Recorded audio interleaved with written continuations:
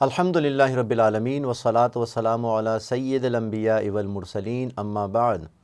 فاعوذ باللہ من الشیطان الرجیم بسم اللہ الرحمن الرحیم انا انزلناہ فی لیلۃ القدر وما ادراک ما لیلۃ القدر لیلۃ القدر خیر من الف شہر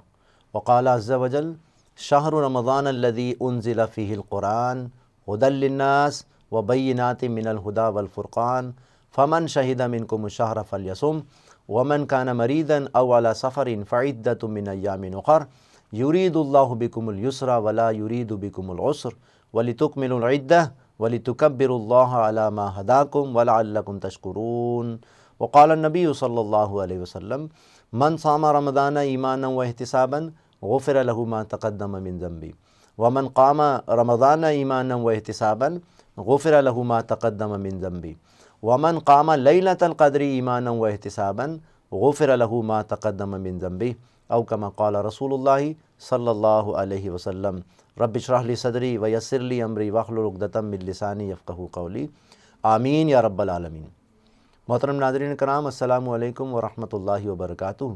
انشاءاللہ آج جس موضوع پر بات کرنی ہے وہ ہے 27ویں شب یا لیلۃ القدر کی فضیلت۔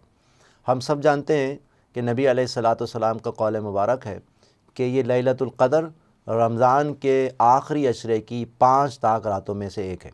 یعنی 21، 23، 25، 27 اور 29 شب جو رمضان المبارک کی آخری عشرے کی طاق راتیں ہیں، ان میں سے ایک رات لیلۃ القدر ہے۔ اس کی فضیلت کیا ہے، اس کی اہمیت کیا ہے، اس میں کرنے کے کام کیا ہیں، اور خاص طور پر ہمارا طرز عمل کیا ہے، اس پر انشاءاللہ آج گفتگو کریں گے۔ سب سے پہلی بات یہ ہے کہ یہ لیلۃ القدر رمضان المبارک کے آخری عشرے کی طاق راتوں میں سے ہے، اور اس کی جو فضیلت ہے وہ نزول قرآن کی وجہ سے۔ سورۃ القدر الحمدللہ ہم سب جانتے ہیں بڑی مشہور و معروف سورت ہے قرآن حکیم کی، اور امید ہے کہ ہم سب کو یاد بھی ہوگی۔ اس کی ابتدائی 3 آیات میں اللہ سبحانہ و تعالیٰ نے واضح طور پر قرآن حکیم کا نزول لیلۃ القدر میں نازل کیے جانے کے حوالے سے ارشاد فرمایا۔ رب کائنات ارشاد فرماتا ہے انا انزلناہ فی لیلۃ القدر، یقیناً اس قرآن کو ہم نے بڑی عظمت والی، بڑی قدر والی رات میں نازل فرمایا۔ وما ادراک ما لیلۃ القدر، اور تمہیں کیا معلوم، تم کیا جانو اس کی قدر و قیمت کو کہ وہ لیلۃ القدر کیا ہے۔ لیلۃ القدر خیر من الف شہر، وہ لیلۃ القدر، وہ عظمت والی رات، وہ قدر والی رات 1000 مہینے سے بہتر ہے۔ ان 3 آیات مبارکہ میں جو 2 باتیں بالکل واضح ہیں کہ یہ رات وہ ہے کہ جس میں قرآن حکیم نازل کیا گیا، بڑی قدر والی رات، عظمت والی رات وہ ہے کہ جس میں قرآن حکیم نازل کیا گیا۔ اس کی فضیلت بھی بیان کر دی گئی کہ وہ 1000 مہینے سے بہتر ہے، یعنی 1000 مہینے کی عبادت سے بہتر قرار پائی وہ رات۔ حدیث مبارکہ میں اس بات کا یہ موضوع آتا ہے کہ نبی علیہ الصلاۃ والسلام بعض اوقات بڑے غمگین رہا کرتے تھے یہ بات سوچ کر کہ سابقہ امتیں جو ہیں، ان کے جو نیک لوگ اور جو بزرگ ہوا کرتے تھے، ان کی عمریں بڑی طویل تھیں۔ طویل عمر کی وجہ سے اس میں عبادات کا اگر رجحان ہے تو وہ زیادہ عبادت کر سکتے تھے، لہذا اپنی امت کے بارے میں آپ کو فکر رہتی تھی، آپ سوچا کرتے تھے۔ تو اس حوالے سے یہ آیت مبارکہ نازل ہوئی اور ایک بشارت دی گئی نبی علیہ الصلاۃ والسلام کے توسط سے کہ ایک رات، جس رات اللہ کا کلام نازل ہوا، اگر تمہاری امت کے لوگ اس رات کو عبادت میں گزاریں گے جیسے کہ کرنا چاہیے، تو ان کو 1000 مہینے کی عبادت کا ثواب دیا جائے گا۔ یہ ہے اصل میں فضیلت، یہ ہے اصل میں اہمیت قرآن حکیم کے حوالے سے اس رات کی فضیلت۔ لہذا انا انزلناہ فی لیلۃ القدر، یقیناً اس قرآن کو ہم نے بڑی عظمت والی رات میں نازل کیا ہے۔ وما ادراک ما لیلۃ القدر، اور تم کیا جانو، تمہیں کیا معلوم کہ وہ لیلۃ القدر، قدر والی رات کیا ہے۔ لیلۃ القدر خیر من الف شہر، وہ رات، بڑی عظمت والی رات 1000 مہینے سے بہتر ہے۔ اسی طرح سورہ بقرہ کی آیت نمبر 185 میں بھی یہ موضوع آیا ہے، اس کا بھی مطالعہ کر لیتے ہیں، پھر انشاءاللہ اس حوالے سے چند احادیث بھی سنیں گے۔ اسی طرح یہ موضوع سورۃ البقرہ میں بھی آیا ہے۔ آیت نمبر 185 میں اللہ سبحانہ و تعالیٰ ارشاد فرماتا ہے شہر رمضان الذی انزل فیہ القرآن، رمضان کا مہینہ وہ ہے جس میں قرآن نازل کیا گیا۔ قرآن کیا ہے بنیادی طور پر؟ ھدی للناس، یہ ہدایت ہے، رہنمائی ہے، گائیڈنس ہے تمام انسانوں کے لیے۔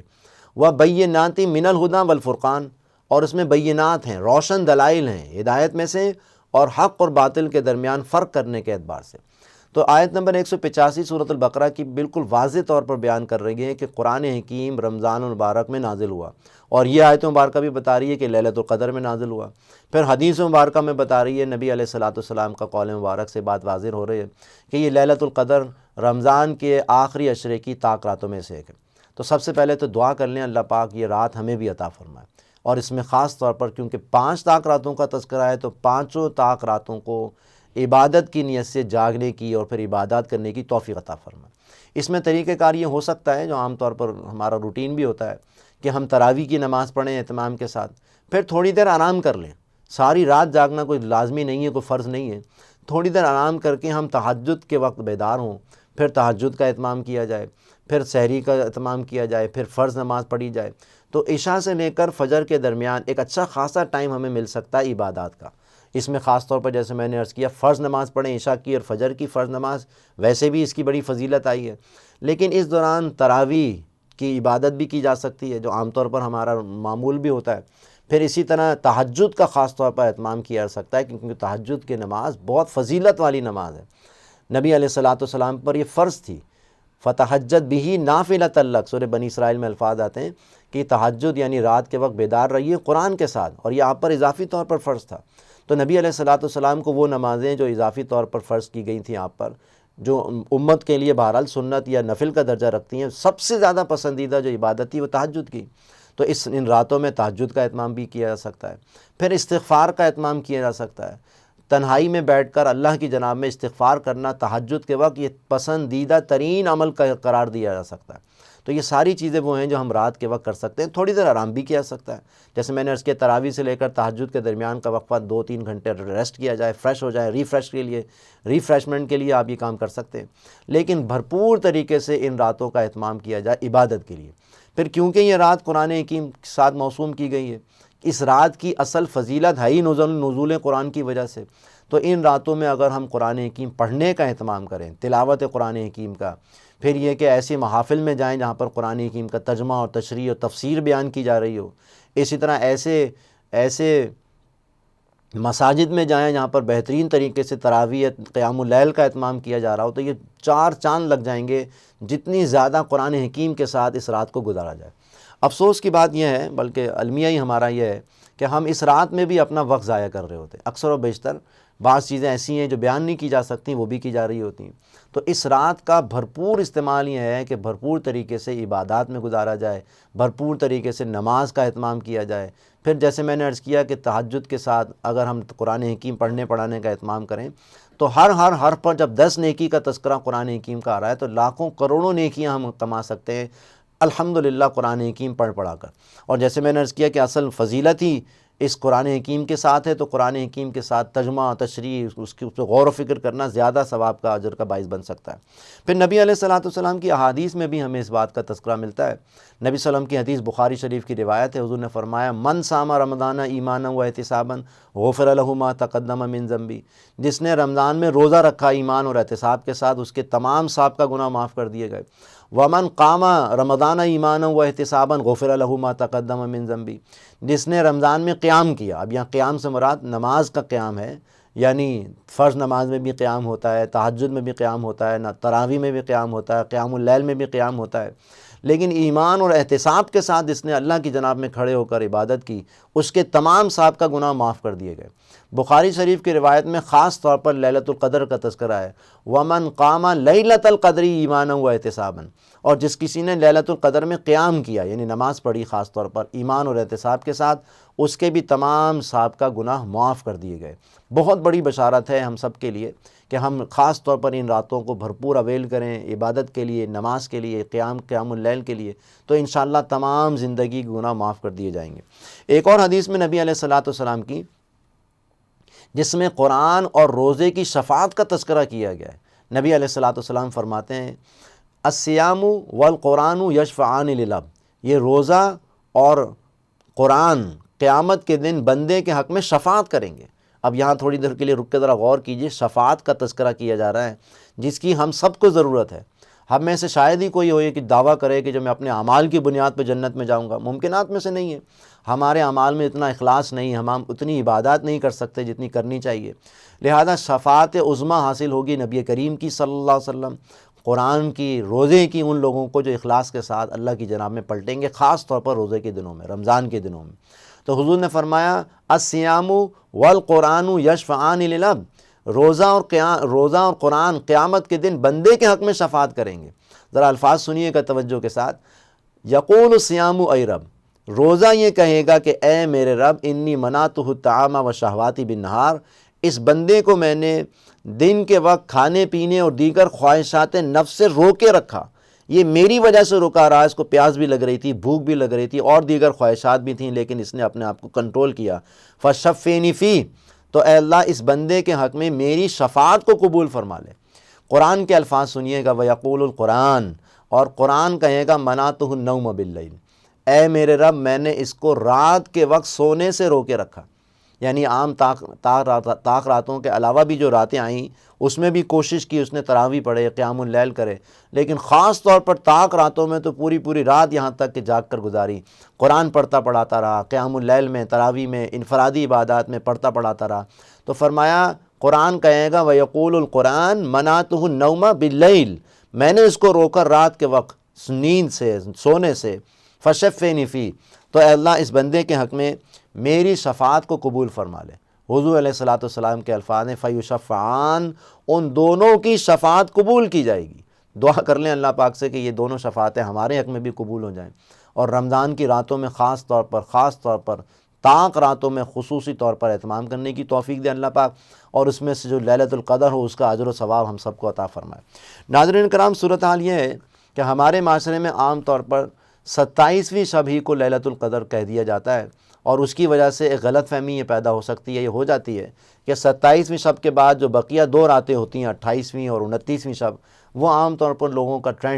ٹرینڈ بازاروں کی طرف چلا جاتا ہے یا دیگر چیزوں کی طرف چلا جاتا ہے۔ تو کوشش کی جائے پہلے تو یہ تصور واضح ہو جائے کہ رمضان کی آخری عشرے کی 5 طاق راتوں میں سے ایک لیلۃ القدر ہے۔ اسپیسیفکلی 27ویں شب کو موسوم کر دینا یہ بات صحیح نہیں ہے، کیونکہ مختلف محدثین، مختلف لوگوں کے نزدیک مختلف راتیں، تو اہتمام کرنے کی کوشش کی جائے بھرپور طریقے سے کہ ہر رات یعنی 21، 23، 25، 27 اور 29 راتوں میں کچھ نہ کچھ عبادات کا اہتمام کیا جائے۔ اس کے طریقہ میں نے آپ کو عرض کر دیا، تراویح پڑھیں، ہم فجر کی عشاء کی نماز پڑھیں، پھر تراویح پڑھیں، پھر تھوڑی دیر آرام کر لیں، گھر والوں سے ملا کر آ جائیں، پھر دوبارہ سے تہجد کا اہتمام کر لیا جائے تھوڑی دیر آرام کر کے، پھر خاص طور پر سحری کا اہتمام کر لیا جائے، اور وہ وقت خاص طور پر جو سحری کا وقت ہے وہ یقینی طور پر بڑا زبردست ہے استغفار کرنے کے لیے، کیونکہ قرآن حکیم میں آتا ہے کہ اللہ کے نیک بندے وہ ہیں وہ اللہ تعالیٰ سے استغفار کرتے ہیں سحری کے وقت، اور سحری کا وقت خاص عام دنوں میں بھی یہ جو سحر کا وقت ہوتا ہے بڑا زبردست ہوتا ہے، سحری کرنے والوں پر اللہ تعالیٰ برکتیں بھی نازل فرماتا ہے، فرشتے ان کے لیے دعا کرتے ہیں، لیکن یہ دعا کا وقت ہے خاص طور پر استغفار کرنے کے لیے، وَيَسْتَغْفِرُونَ بِالْأَسْحَارِ، وہ اللہ تعالیٰ سے سحری کے وقت استغفار کیا کرتے ہیں۔ تو استغفار کا تنہائی میں رہ کر اہتمام کرنا اس رات کو اویل کیا جا سکتا ہے بھرپور طریقے سے۔ اللہ سے دعا کرے اللہ پاک ہمیں اس حوالے سے کام کرتے رہنے کی توفیق عطا فرمائے۔ اب دیکھیے پھر وہی بات ہے کہ بعض لوگوں کا ٹرینڈ یہ ہے، تصور یہ ہے کہ ان راتوں میں عبادت کر کے یہ سمجھ لیتے ہیں کہ ان کے تمام گناہ معاف ہو گئے۔ یقینی طور پر گناہ معاف ہو جاتے ہیں، لیکن وہ گناہ کہ جو گناہ کبیرہ ہیں، بڑے بڑے گناہ، وہ بھی انسان کر رہا ہو، استغفار بھی کر رہا ہو، اور گناہوں کو چھوڑنے کے لیے تیار نہ ہو، تو یہ تصور دین درست نہیں ہے کہ پہلے انسان ان بڑے بڑے گناہوں سے توبہ کرے، سود لینا دینا چھوڑے، پھر استغفار کرے۔ ظاہری بات ہے کہ ایک شخص سود لے رہا ہے، بے حیائی کے کام کر رہا ہے، غلط کام بھی کر رہا ہے، اور ساتھ ساتھ ان راتوں میں بھی جاگ رہا ہے، تو یہ ظاہری بات ہے ممکنات میں سے اس کی مثال میں دے دیتا ہوں۔ جیسے جسم کو پاک کرنے کے لیے پاکیزہ پانی سے وضو یا غسل کیا جاتا ہے، اگر ناپاک پانی سے وضو یا غسل کیا جائے گا تو ہم سب جانتے ہیں کہ جسم پاک ہی نہیں ہوگا۔ ایسے ہی عبادات کی قبولیت کے لیے شرط لازم حلال روزی ہے، پاکیزہ روزی ہے۔ روزی حلال کی ہے، پاکیزہ روزی ہے، ایک نمبر طریقے سے پیسہ کمایا، پھر جو لباس پہنا، جو گھر بنایا، جو بچوں کو کھانا کھلایا، وہ سب حلال طریقے سے ہے، پھر عبادات قبول ہوں گی۔ حدیث میں تو یہاں تک آتا ہے کہ ایک شخص نماز کے لیے جو کپڑے پہنتا ہے اگر وہ 10 درہم کے ہیں، 9 درہم حلال کے ہیں، 1 درہم اگر غلط طریقے سے پیسہ کمایا ہے، حرام طریقے سے پیسہ کمایا، 10 میں سے 9 حلال کے ہیں، 1 درہم حرام کا ہے، تو ایسے شخص کی عبادت قبول نہیں ہوگی۔ تو بہت ضروری ہے کہ ہم سمجھیں کہ ہماری روزی روٹی کیسی ہے، کیونکہ اگر بڑے بڑے گناہوں سے انسان بچ رہا ہو تو چھوٹی چھوٹی خطائیں تو اللہ پاک ایسے ہی معاف فرما دیتا ہے۔ 2 مرتبہ یہ موضوع آتا ہے، ان تجتنبوا کبائر ما تنہون عنہ، اگر تم بڑے بڑے گناہوں سے اپنے آپ کو بچاؤ گے جس سے تمہیں منع کیا جا رہا ہے، نکفر عنکم سیئاتکم، تو ہم تمہارے گناہوں کو بخش دیں گے۔ مراد یہ ہے کہ چھوٹے گناہ جن کو گناہ صغیرہ کہتے ہیں، وہ تو اعمال کی برکت سے بھی معاف کر دیتا ہے اللہ پاک۔ مراد یہ ہے کہ جب ہم وضو کرتے ہیں تو چھوٹے گناہ معاف ہوتے ہیں، اسی طرح آپس میں ایک دوسرے سے سلام کرتے ہیں، ایک دوسرے سے ملاقات کرتے ہیں، 2 مسلمان آپس میں ملتے ہیں، سلام کرتے ہیں، مصافحہ کرتے ہیں، تو اللہ پاک بخشش فرما دیتا ہے۔ اسی طرح روزے کی برکت آئی، حج کی برکت آئی کہ اس سے گناہ معاف ہوتے ہیں۔ اسی طرح جمعے کے دن خاص طور پر جمعے کی نماز اہتمام سے اگر پڑھ لی جائے تو گناہ معاف ہوتے ہیں۔ لیکن یہ گناہ صغیرہ کا تذکرہ ہے، گناہ کبیرہ توبہ کے علاوہ معاف نہیں ہوتے۔ شرک کر رہا ہے خدا نہ خواستہ، عقیدے میں شرک ہے، اعمال میں بے حیائی ہے، اسی طرح اعمال میں غلط طریقے سے مال کمایا ہوا ہے، تو ظاہر بات ہے کہ یہ چیزیں وہ ہیں کہ جو عبادت کے لیے قبولیت کے حوالے سے رکاوٹ بنیں گی۔ اللہ سے دعا کریں اللہ سبحانہ و تعالی ہمیں بڑے بڑے گناہوں سے اجتناب کرنے کی توفیق دے، اور بڑے گناہوں سے اجتناب کرتے ہوئے چھوٹے گناہوں سے بھی بچنے کی توفیق عطا فرمائے، لیکن ان مواقعوں سے بھرپور طریقے سے فائدہ اٹھانے کی توفیق عطا فرمائے۔ جیسے رمضان کی راتیں آ رہی ہیں، رمضان کے دن آ رہے ہیں، رمضان میں روزہ بھی رکھیں گے انشاءاللہ، رات کو تراویح بھی پڑھیں گے، لیکن سچ بھی بولیں گے، جھوٹ سے اپنے آپ کو بچائیں گے، اب بد نظری سے اپنے آپ کو بچائیں گے۔ بد نظری کے حوالے سے میں عرض کر چکا ہوں، شیطان نے ایسا زبردست کام کیا ہے کہ ہمارے پاس جو موبائل فون، سیل فون موجود ہیں، اس میں بد نظری کا بھرپور سامان ہمارے پاس موجود ہے، جو ہمارے روزے کو، ہماری عبادات میں خلل پیدا کرتا ہے، یہاں تک کہ مکروہ کر دیتا ہے، یہاں تک کہ بعض لوگوں کے نزدیک حرام کے درجے میں وہ کام ہو جاتا ہے۔ لہذا عبادت کرتے ہوئے حرام کام کیا جا رہا ہو تو ظاہر بات ہے قبول نہیں ہوگا۔ اللہ سے دعا کریں اللہ پاک ہمیں شب قدر کی قدر کرنے کی توفیق عطا فرمائے، اور ان راتوں میں خاص طور پر صحت کے ساتھ، ایمان کے ساتھ اللہ پاک ہمیں توفیق دے، اور بھرپور اس کو ویلکم کرنے کے لیے، اس کی تیاری کرتے ہوئے بھرپور طریقے سے اویل کرنے کی توفیق دے، کیونکہ بہرحال مغرب کی اذان کے ساتھ ہی رات شروع ہو جاتی ہے، اور اسی طرح فجر تک یہ رات پوری رہتی ہے، تو بڑا بھرپور موقع ہوتا ہے، اس میں ہم نماز بھی پڑھ سکتے ہیں، استغفار بھی کر سکتے ہیں، تہجد بھی پڑھ سکتے ہیں۔ اس کی اللہ پاک ہمیں قدر کرنے کی توفیق دے، اور ہر سال خاص طور پر رمضان المبارک میں توفیق مانگی اللہ تعالیٰ سے کہ اللہ پاک ہمیں اعتکاف کرنے کی بھی توفیق عطا فرمائی۔ بہت پیاری، بہت زبردست سنت ہے جناب نبی کریم کی صلی اللہ علیہ وسلم۔ اس اعتکاف کا ایک سب سے بڑا فائدہ تو یہی ہوتا ہے کہ انسان جیسے گناہوں سے بچ کر مسجد میں آتا ہے، پھر پوری 10 راتیں یا 9 راتیں کم از کم اس کو موقع ملتا ہے جاگنے کا، اور ان 9 میں سے کم از کم 5 راتیں تو یقینی ہوتی ہیں کہ ان میں سے ایک رات لیلۃ القدر ہوگی۔ تو اللہ پاک سے دعا کیجئے کہ ہمیں اعتکاف کی بھی توفیق دے، اخلاص نیت کے ساتھ۔ جب اعتکاف سے معتکف اٹھ کر آتا ہے تو ایسا سمجھیے کہ وہ ماں کے پیٹ سے جیسے پیدا ہوا تھا ویسے ہی دوبارہ سے تمام گناہوں سے پاک ہو جاتا ہے۔ اور اگر اعتکاف اور یہ عبادات قبول ہو جائیں، قبولیت ہو کر اگر ان کی ہو گئی، تو پھر سمجھیے ساری زندگی اللہ سبحانہ و تعالیٰ کی عبادت میں گزرے گی۔ اور ایک اشارہ بھی ہے، ایک علامت بھی ہے اس بات کی کہ نماز، روزہ، اعتکاف اگر قبول ہو جائے تو پھر مستقل بنیادوں پر نماز کی توفیق ملتی ہے، صدقہ خیرات کی توفیق ملتی ہے۔ ان 10 دنوں میں چہرے پر بڑی زبردست ایک سنت آتی ہے نبی کریم کی علیہ الصلوۃ والسلام، اس کو بھی مستقل کیا جا سکتا ہے، یعنی داڑھی کی سنت نبی علیہ الصلوۃ۔ پھر اس میں بڑا بھرپور موقع ہوتا ہے وضو کرنے کا، نمازیں پڑھنے کا، قرآن پڑھنے کا، استغفار کرنے کا۔ اللہ پاک ہم سب کو اس کی توفیق عطا فرمائے۔ ناظرین کرام، ہم نے آج گفتگو کی ہے لیلۃ القدر کے حوالے سے۔ لیلۃ القدر کے حوالے سے پہلی بات تو یہی ہے کہ یہ رمضان کی طاق راتوں میں سے ایک ہے۔ انا انزلناہ فی لیلۃ القدر وما ادراک ما لیلۃ القدر، ہم نے اس قرآن کو بڑی عظمت والی رات یعنی لیلۃ القدر میں نازل فرمایا، اور تمہیں کیا معلوم کہ وہ عظمت والی رات کیا ہے؟ لیلۃ القدر خیر من الف شہر، لیلۃ القدر 1000 مہینے یعنی 1000 مہینے کی عبادت سے بہتر ہے۔ اسی طرح قرآن حکیم اس عظیم رات کو نازل ہوا، تو اس رات کی عظیم عظمت و فضیلت اس حوالے سے کہ قرآن حکیم نازل ہوا، قرآن اللہ کا کلام ہے، لہذا زیادہ سے زیادہ اس رات میں قرآن حکیم کی تلاوت، قرآن حکیم کا ترجمہ تشریح پڑھنا، قرآن حکیم سے متعلق محافل میں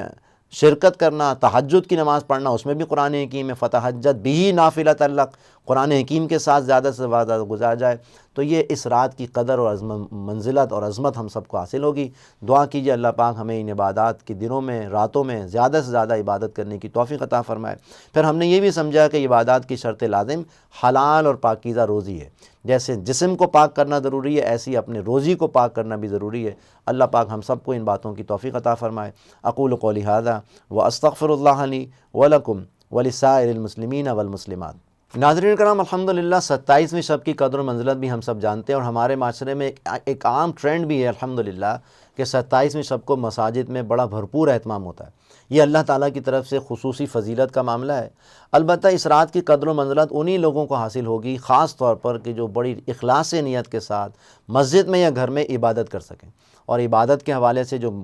جو زیادہ مشہور و معروف عبادات ہے وہ نماز ہے، لہذا نماز کا بھرپور اہتمام کیا جائے، تراویح کا، تہجد کا، خاص طور پر قیام اللیل کا۔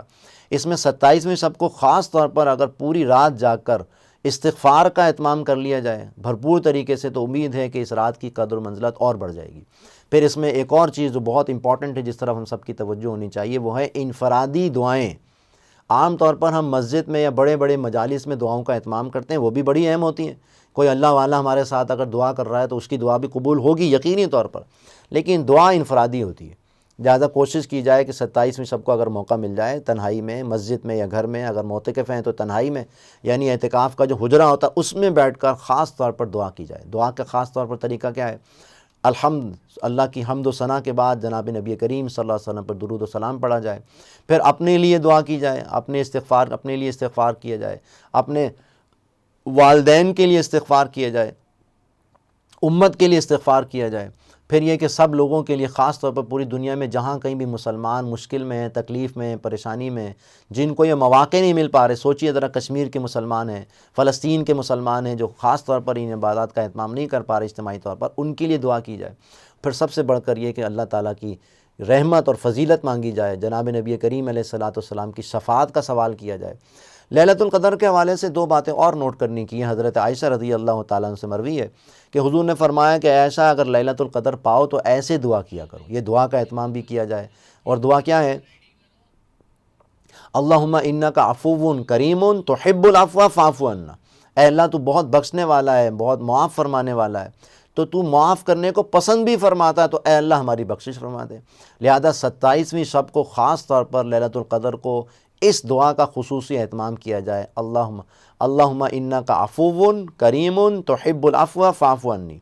اسی طرح خاص طور پر جنت کا سوال کیا جائے، اللہم انا نسألک الجنۃ الفردوس ونعوذ بک من النار۔ اس کا خاص طور پر اہتمام کیا جائے، جنت مانگی جائے اللہ سبحانہ وتعالیٰ سے، اور جہنم کے عذاب سے پناہ مانگی جائے۔ تو دعاؤں کا خصوصی اہتمام اجتماعی سطح پر بھی ہو سکتا ہے، اجتماعی سطح پر تو ہوتی ہیں، لیکن تنہائی میں بیٹھ کر ذرا اللہ اور بندے کے درمیان جو تعلق ہے، اس میں حدیث میں آتا ہے دعا مخ العبادہ، دعا عبادت کا مغز ہے، جوہر ہے۔ ایک اور حدیث میں آتا ہے الدعاء هو العبادہ، دعا ہی عبادت ہے۔ لیکن یہ اگر تنہائی میں کر لی جائے تو انشاءاللہ اس کا اجر و ثواب اور زیادہ بڑھ جائے گا۔ اللہ تعالیٰ اس کی ہمیں توفیق عطا فرمائے۔